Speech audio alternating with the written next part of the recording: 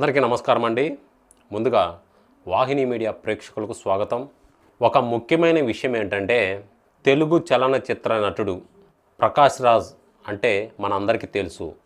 ప్రకాష్ రాజు అద్భుతమైన నటుడు అనే కంటే రోత నటుడు అనటం ఎంతవరకు కరెక్టో పూర్తిగా వీడియో చూశాక మీరు కామెంట్ సెక్షన్లో తెలియచేయండి. ఈ నటుడు చేసే వ్యాఖ్యలు, సనాతన ధర్మం మీద చేసే వ్యాఖ్యలు, హిందూ ధర్మం మీద చేసే వ్యాఖ్యలు సోషల్ మీడియాలో పెద్ద దుమారాన్నే రేపుతున్నాయి. ఇతను ముఖ్యంగా పురాణ గ్రంథమైన హిందువుల ఆరాధ్య దైవమైన రామాయణం గురించి ఆయన అన్న మాటలు భక్తుల మనోభావాలను దెబ్బతీసేలా విమర్శిస్తున్నాయి ఈ రోత నటుడు చేసే వ్యాఖ్యలు. రోత నటుడు అన్నానంటే మరి అతను చేసే వ్యాఖ్యలు ఎంత దరిద్రంగా ఉన్నాయో ఆలోచించుకోండి. ముఖ్యంగా ప్రకాష్ రాజు గారు ఒక సందర్భంలో అతను మాట్లాడుతూ ఏకంగా రామాయణం గురించే ఇతను అన్నాడంటే మరి ఒళ్ళు కొవ్వెక్కి మాట్లాడాననే అర్థం చేసుకోవచ్చు. రామాయణం అనేది కేవలం చరిత్ర కాదు, ఇది ఒక కథ మాత్రమేనని మరి ప్రకాష్ రాజు గారు అన్నాడు. ఇది ఓన్లీ కథేనంట. అందులోని కొన్ని అంశాలను మనం గుడ్డిగా నమ్ముతున్నామని ప్రకాష్ రాజు గారు అన్నాడంటే ఒళ్ళు ఎక్కడ పెట్టుకొని మాట్లాడుతున్నాడు. రక్తం మరిగిపోతలేదా? రామాయణం అంట కేవలం ఒక కథేనంట.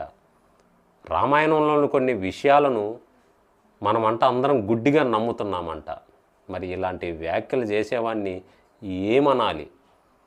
ఆంధ్ర రాష్ట్ర ప్రజలు నిన్ను ఎక్కడ పెట్టుకున్నారు?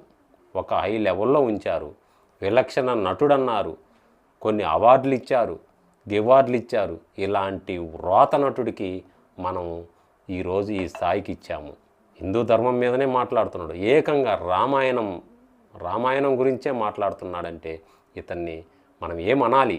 ముఖ్యంగా ప్రస్తుత రాజకీయాలు కూడా దేవుడికే ముడిపెడుతున్నారని అతను చేసే వ్యాఖ్యలు ఇప్పుడు వివాదాస్పదంగా మారాయి. చూడండి మిత్రులారా, మన దేశంలో రామాయణం అంటే ఒక కేవలం పుస్తకం కాదు, అది కోట్లాది మంది జీవన విధానం. రాములు వారు అంటే ఒక ఆదర్శ పురుషుడు. అలాంటి వ్యక్తిత్వం ఉన్న మన చరిత్రను కేవలం ఒక కల్పిత కథ అని కొట్టిపడేశాడు ప్రకాష్ రాజు. ఎవరి స్వేచ్ఛను వాళ్ళకు ఉండొచ్చు, కానీ కొన్ని పదజాలాలు వాడేటప్పుడు ఒళ్ళు దగ్గర పెట్టుకొని వాడాలి. ఎవరి స్వేచ్ఛ వాళ్ళదంటే ఇక్కడ ఎవరు ఊరకుండరు. ఏకంగా హిందూ ధర్మం మీదనే, రామాయణం మీదనే అనే స్వేచ్ఛ నీకుందా?